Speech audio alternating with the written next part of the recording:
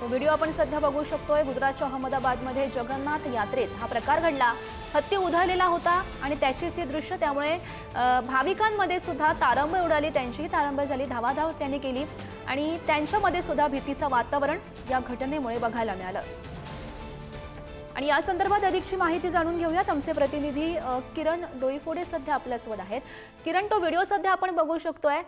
जगन्नाथ यात्रेमधला हा प्रकार, हत्ती उधळला। नक्कीच गौरी, आपण जर पाहिले तर रथ यात्रेच्या मुख्य मार्गावर हा प्रकार घडला असून यात्रा सुरू असताना अचानक हत्ती उधळला आणि त्याने इकडे तिकडे धावण्यास सुरुवात केली। यामुळे यात्रेत सहभागी झालेले भाविक आणि नागरिक भयभीत झाले होते। तिथे काही काळ सगळीकडे गोंधळ उडाला होता। काही भाविक किरकोळ जखमी असल्याची प्राथमिक माहिती मिळत आहे। घटनेची माहिती मिळताच वन विभागाचे पथक आणि पशुवैद्यकीय डॉक्टरांची टीम तातडीने घटनास्थळी दाखल झाली होती।